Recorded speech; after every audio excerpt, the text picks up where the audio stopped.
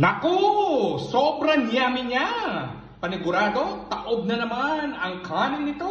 Ang special na ulam ng aking niluto. Super yummy! Very tasty! Panalo! The best! Hindi po ako mapapahiya at mabibigo kapag ito ay inyong natikman. Sobrang manyaman po siya! Promise! Paano ko ba ito niluto? Sama-sama po natin panoorin itong aking ginawang video. Madali lang po itong lutuin. Basta't alam mo lang kagad ang diskarte sa pagluto nito. Our ulam for today. Linis na at nahiwa ko na ang manok. Atin tong pakuluan. Kapag tayo ay nagpapakulo ng karne, dapat alisin natin yung ganito, ha? Anek-anek. Mga ganito. Alisin natin dapat yan. Para safe kainin yung ating pagkain. Pag meron pang limitaw, alisin ko na lang. Ayos na to at tayo ay manggigisa na. Ito pa po ang mga ibang ingredients natin gagamitin sa pagluluto ng ating ulam. Hinango ko muna yung ating manok, i-rest ko muna siya. Gagamitin natin itong sabaw sa pinaglagaan ng manok. Maglagay tayo ng oil. Bawang. Lutuin ito hanggang maging golden brown. Damihan natin ito ng sibuyas. Dahil yun ang sikreto dito. Lutuin natin ito ng mabuti. Atin itong takpan para maluto ang ginisa. Ang ganda ng pagkagisa, isunod na natin itong manok. Lagyan natin ito ng asin. Para sa inyo po, kung gusto niyo talaga maging yummy, lagyan niyo po ng patis ang gamitin niyo. Ako kasi di ako nagpapatis. Isunod ko na ang paminta. Atin itong takpan para manuot ang ginisa sa manok. Lutuin pa natin ito ng bahagya pa.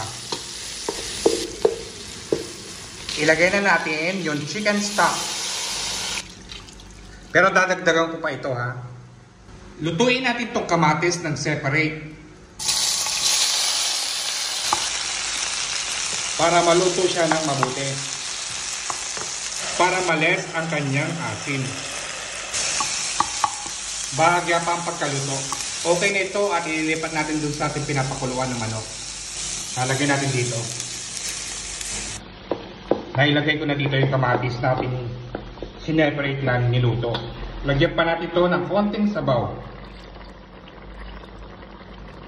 Tinikman ko na ito ay okay ang kanyang lasa. Balanse. Ilalagay na natin yung patatas at ang carrots. Dapat kasi itong patatas at carrots, pinirito ko siya. Kaso nagkulang po kasi ako ng mantika. Kaya in-adjust ko na lang sa aking pagluluto. At itong takpan para maluto agad ang patatas at carrots. I-dissolve natin itong cream of mushroom soup sa warm water. Haluin natin ito ng mabuti. Ito po kasi ang magsisilbing pampalapot at pampalasa nitong ating niluluto. Medyo luto na yung patatas at ang carrots. At ito ilagay ang ating minix na cream of mushroom soup. Ayan. Ito yung pinakasekreto dito para umami yung ating niluluto. Celery. Lutuin lang natin to ng bahagya, ha. Ito pa ang pampayami, ang pinakahuling gulay. Green pepper. Ito yung pinaka-last part ng ating pagluluto, ha. Lutuin lang natin to ng bahagya. Takpan natin. Mga 1 minuto lang. Luto na ang special na ulam na aking niluto. At ready na itong i-serve. Kitans, ang dali, di ba? Ito po ang special na ulam ng aking niluto. The best! Hindi ko na po sasabihin kung ano po ang pamagat nito. Bahala na po kayo. Yummy! At ang aking konting kanin. Tara po, kain tayo at sabayan po ninyo ako sa aking pananghalian. Sana po nagustuhan ninyo itong ginawa kong vlog. Thank you for watching. Like and share. Follow me more. And see ya. Ingat po kayo parate at enjoy lang. Bye!